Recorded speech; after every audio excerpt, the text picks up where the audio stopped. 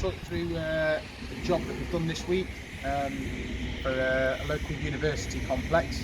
It's got a 500 litre 2-man RO system in there with the 12 volt booster pump with a relay system. So this automatically comes on when filling the van. So you connect your hose pipe up, press these two buttons there. As you see on the controller, it's flashing fill, and the 12 volt booster starts to run, fills the tank quicker. Not only does that, it maintains the RO, because it gets a better pressure running through the RO system. Now when the tank fills to the top, it automatically shuts off on its own, shuts the controller down, turns the booster pump off, finished, ready for work the next day.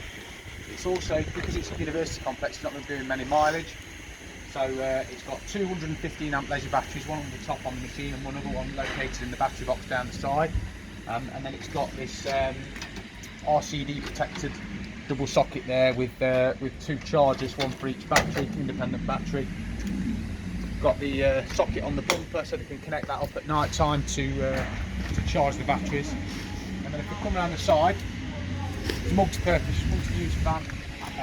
We've put 21 litre per minute Honda pressure washer in, coming out the side door, so you can release the retaining pin just here, pulls out, the pressure washer slides out on a roller, so that all the fumes and everything, when you're working with it, it's all on quick release. The hoses are all on quick release.